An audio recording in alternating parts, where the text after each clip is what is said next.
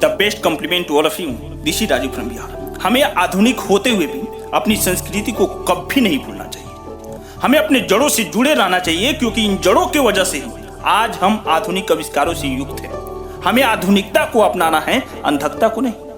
मुझे आज तक ये समझ में नहीं आया कि कुछ औरतें अपना नग्न शरीर अपने पति के अलावा किसी और को क्यों और किस लिए दिखाती हैं। क्या हम अपने संस्कार और संस्कृति भूल गए हैं?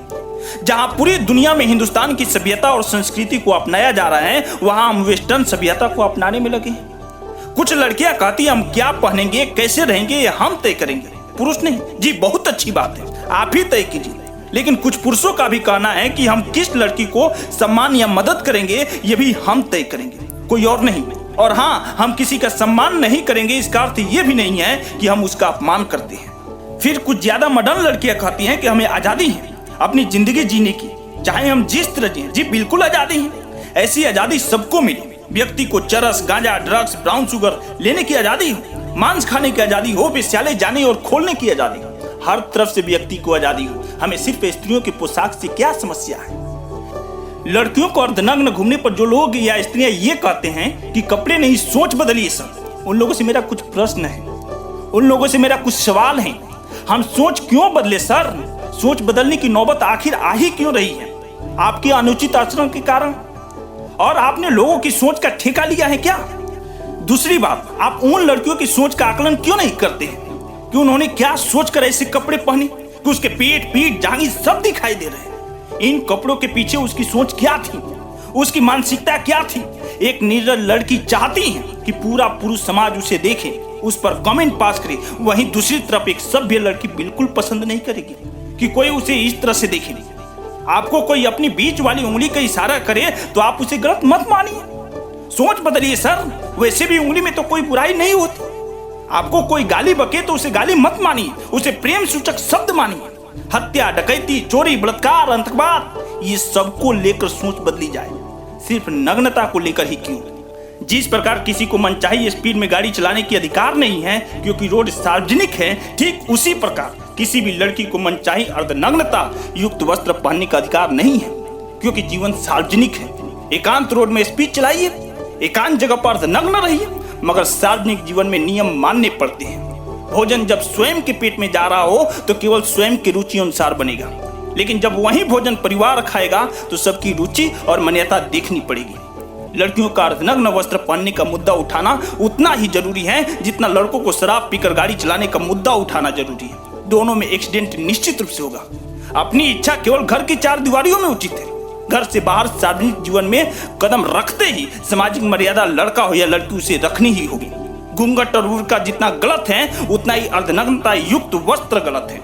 बड़ी बड़ी उम्र की लड़कियां बच्चों के जैसा फट्टी निकर पहनकर, छोटी टाप पहनकर घूमती है। फैशन के नाम पर घूमना भारतीय संस्कृति का अंग नहीं है।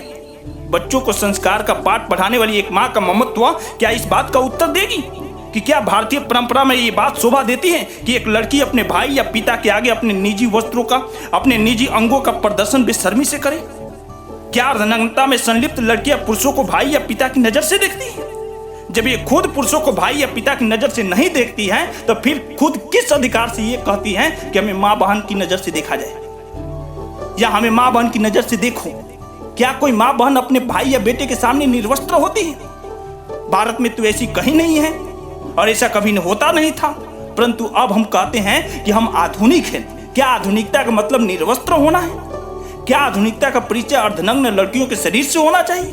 सत्य तो ये है साहब कि अश्लीलता को किसी भी दृष्टिकोण से सही नहीं ठहराया जा सकता। ये कम उम्र के बच्चों को यौन अपराधों की तरफ ले जाने वाली एक नशे की दुकान है और इसका उत्पादन आधुनिकता के नाम दिया गया है। मेरे दोस्त, यह जीवन भी गिटार या वीणा जैसे वाद्य यंत्र हैं।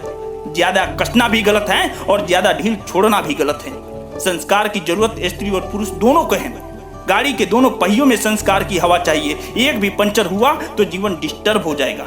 और हाँ, नग्नता यदि मॉडर्न होने की निशानी है तो सबसे मॉडर्न जानवर होते हैं जिनके संस्कृति में कपड़े ही नहीं है। जानवर से रेस न कीजिए सर, सभ्यता और संस्कृति को स्वीकार कीजिए।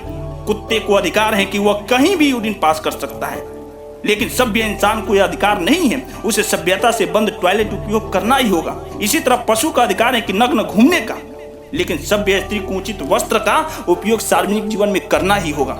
चरित्र ऊंचा कीजिए सर, अपना चित्र नहीं। दृष्टिकोण व्यापक कीजिए, दृष्टि नहीं।